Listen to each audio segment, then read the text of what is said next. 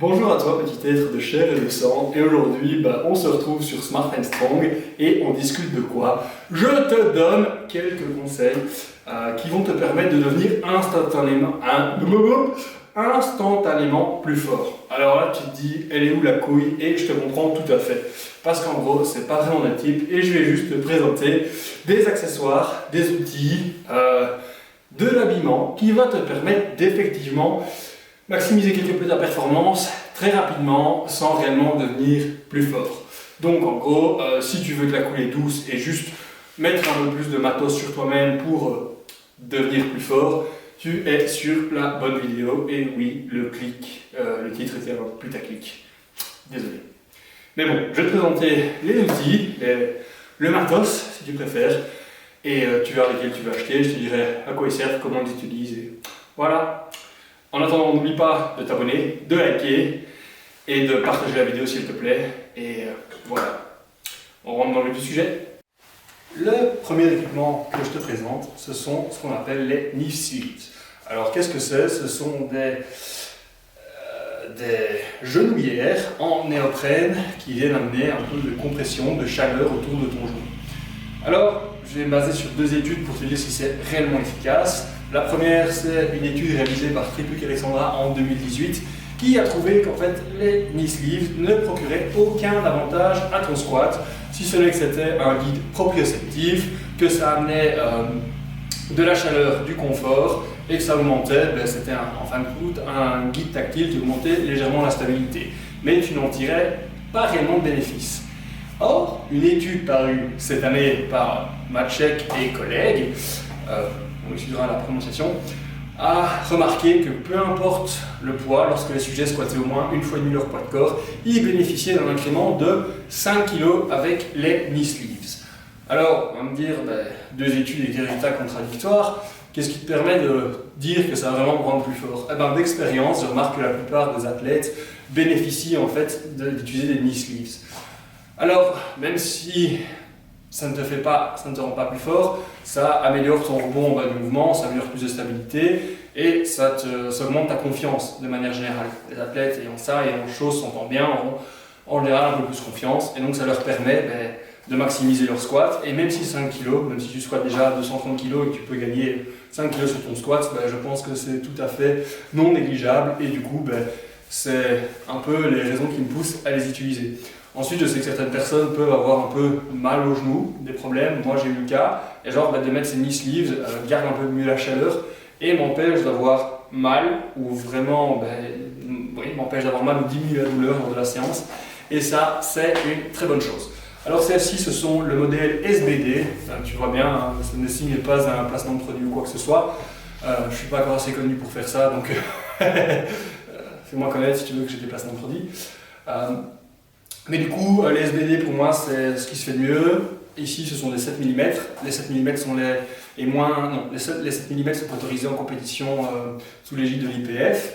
Au-delà, certaines marques, plutôt des marques américaines comme Cerberus Strength ou MB Slingshot font des 9 mm qui sont plus épaisses, qui vont offrir plus de maintien, mais ne sont malheureusement pas autorisées en compétition. SBD a maintenant sorti des knee sleeves en 5 mm qui sont un peu moins compressives et qui laissent un peu plus de liberté de mouvement. Donc voilà, c'est intéressant. Même pour les haltérophiles, c'est intéressant, j'ai utilisé ça en compétition et je dois dire que c'est sympa. Du coup, ça c'était la première pièce d'équipement. Deuxième pièce d'équipement que je te présente aujourd'hui, deuxième outil, pour moi c'est presque un outil de travail, c'est la ceinture. Alors la ceinture, si tu me suis depuis un certain temps, que tu as lu mes articles, tu sais que j'en suis pas un grand fan. Je pense qu'elle est utilisée parfois à tout va, parfois trop. Et d'ailleurs, si tu veux en savoir plus, j'ai écrit un article il y a plusieurs années dessus. Tu le retrouveras en description de la vidéo. Je dois dire que ma vue au niveau de la ceinture a un peu changé. Je pense que tous les athlètes devraient avoir une part de leur entraînement qui devrait être fait beltless, du coup sans ceinture. Mais je pense aussi que ça a une plus-value. On sait que ça permet d'augmenter la pression intra-abdominale, ça permet d'augmenter même l'activation de certains muscles abdominaux. Certaines études parlent du droit fémoral, du droit abdominal, comme quoi on peut être kiné et même se planter dans son anatomie. Ou parfois c'est les obliques, ça dépend, mais en tout cas c'est pratique pour augmenter l'activation des abdominaux, ça augmente la performance et ça augmente la vélocité de la barre à des charges plus importantes. Ce qu'on ne dit pas aussi dans la plupart des études, c'est que c'est, à ton avis, un gros boost mental. Utiliser ta ceinture, ça va te rassurer, même si elle te rend peut-être pas plus fort, elle va te rassurer, elle va te mettre plus en confiance lorsque tu vas aborder des charges plus lourdes. Et ça, c'est plutôt une très bonne chose.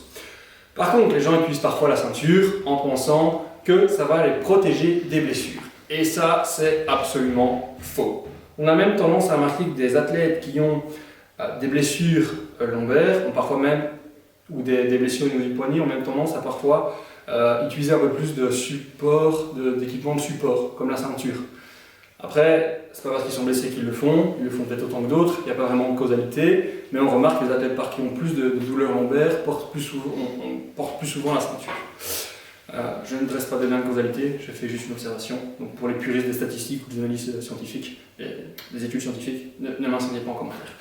Mais du coup, c'est un outil hyper pratique. Et en plus, ça a l'avantage de quand tu la mets, ça ne rend pas tes abdominaux, ton corps plus faible. Et du coup, c'est un super avantage. Ici, tu peux voir que j'ai le modèle SBD. On va encore dire que ce n'est pas un placement de produit parce que ce n'est pas un. Et c'est une ceinture à levier.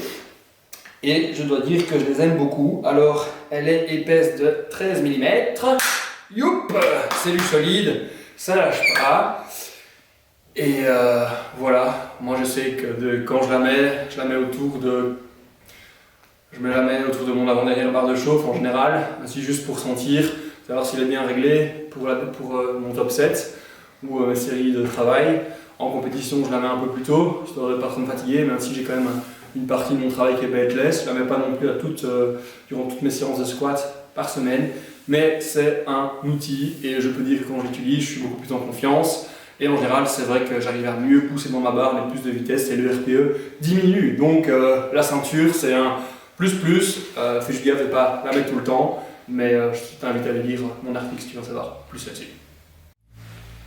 Troisième équipement, outil qui va te permettre de devenir quasi instantanément plus fort, c'est quoi? Non, ce n'est pas de la cocaïne ou de la farine, c'est... je crois que j'ai déjà parlé dans une vidéo de la magnésie. Alors ici tu peux voir de la liquide, de la solide, et je vais même te montrer mon petit tips pour toi en compétition. Je partage parce que je vois plein de compétiteurs qui ne savent vraiment pas utiliser ça. Alors qu'est-ce qu'on fait en compétition quand on est comme moi, qu'on a les mains qui sont tout le temps moites? Oui, tout le temps. Malheureusement, tenir la main de quelqu'un, c'est pas une partie de plaisir. On met de la magnésie. Alors en plus de la période de Covid, ça c'est génial parce que vous savez ce qu'il y a là-dedans. Il y a de l'alcool, du coup ça le désinfecte. Donc c'est génial. On l'a mis dans les mains. Voilà, on étale bien, comme si on appliquait de la crème pour les mains. On en met partout, on laisse sécher. Ouais, parfois il faut quasi une minute. Donc voilà, on fait aller. Celle-ci, elle est fort degré d'alcool, du coup si vous avez les mains blessées, ce n'est pas toujours très agréable, mais ça reste sympa. Allez, sèche plus vite, vous voyez, mes mains blanchissent, comme quoi la magnésie prend. Oui, et je suis en train de meubler, c'est pas grave. Et une fois qu'on a une bonne couche de magnésie liquide qui a séché, qu'est-ce qu'on fait? On prend le bout de magnésie solide et on en rajoute un petit peu. Boum! Boum! Et là, vous avez une couche de magnésie qui ne bougera pas, surtout dans un environnement très chaud. La transpiration pourra vous embêter, et là, c'est absolument pas le cas. Vous êtes prêt à mettre de très jolis fessées sur les fesses des copains. Ou voilà, la magnésie, vous pouvez aussi en mettre dans le dos si vous avez la barre qui glisse. Donc c'est génial, c'est toujours un truc qui peut avoir sur soi. Attention, dans les salles commerciales, certains gérants sont anti-magnésie. Expliquez-leur bien que c'est pour la sécurité. Parce que vos barres tiendront bien plus dans vos mains, elles seront sécurisées. Et qu'est-ce qu'on épaisse de plus qu'une barre qui glisse dans la main et on rate un deadlift ou on ne se sent pas bien sur un bench? Du coup, la magnésie, c'est indispensable, ça va vous permettre d'être beaucoup plus sécurisé et donc d'améliorer vos performances. Troisième pièce d'équipement qui est un peu indispensable, je pense que c'est les straps. Alors, en compétition, bien évidemment, tu ne peux pas les utiliser, donc ce serait de la triche. À l'entraînement, c'est toutefois une bonne chose, enfin, ça dépend des compétitions. En strongman, tu peux la plupart du temps, en powerlifting, non, en haltéro, non. Et pourquoi ça peut te permettre de te rendre plus fort? Tout simplement parce que ça va te permettre d'économiser ton grip. Et du coup, si tu n'as pas un trop gros point faible au niveau de ton grip, d'accumuler plus de volume sur ton deadlift sans te dégommer les mains. Et les mains, de manière générale, elles ont besoin de récupérer aussi. Ton grip aussi, c'est comme pour tout, ça peut se périodiser. Et du coup, les straps vont pouvoir t'aider, a priori, à accumuler un plus grand volume d'entraînement qui soit plus qualitatif. Autre chose, c'est que la plupart des gens utilisent mal leurs straps. Surtout que la plupart, à l'heure actuelle, les gens aiment beaucoup ces straps aussi. Et ce qui se passe avec ces straps-là, c'est que la barre, elle est plus basse dans la main. Et donc, en gros, il y a quelques centimètres, ce qui leur confère un avantage, comme tu sais. Le travail, c'est quoi? C'est une force fois une distance. Si pour un même travail qui est calculé en joules, si on réduit la distance, tu es capable d'exercer plus de force. Et donc, si on réduit la distance, soit le travail va être avantagé, leur permettant d'accumuler plus de volume, le volume qui est directement un facteur qui va aider à l'hypertrophie et au gain de force, ou alors ça va leur permettre de... j'ai perdu mes mots, c'est pas grave. Ça va leur permettre du coup de produire plus de force pour une même quantité d'énergie. Donc plutôt un avantage non négligeable. Mais à ne pas utiliser trop souvent si tu as des problèmes de grip. Attention.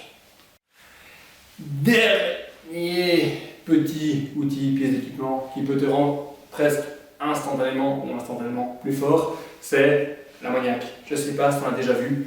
On voit quand même pas mal d'athlètes qui l'utilisent à l'heure actuelle et c'est vraiment sympa. Je vais te faire sentir juste après, tu verras. Tu verras à quel point aussi ça peut être puissant. Alors pour certains athlètes, c'est un boost. Ça n'a pas vraiment d'effet physiologique, si ce n'est de te donner une petite claque, de te réveiller, d'augmenter ta vigilance et du coup de te préparer, de te focus sur la tâche qu'il va accomplir. Aussi, beaucoup d'athlètes voient ça comme un rituel avant d'entamer les lifts plus lourds et du coup ça leur permet d'être dans leur zone. Alors, c'est pas efficace pour tout le monde, les athlètes qui n'utilisent pas, des athlètes qui utilisent. Moi, par exemple, je les utilise quand je suis vraiment claqué, c'est-à-dire pas très souvent, mais en compétition, je n'en utilise même plus, mais voilà. C'est vraiment sympa, tu verras beaucoup d'athlètes qui en utilisent. Je vais te montrer un peu à quoi ça ressemble.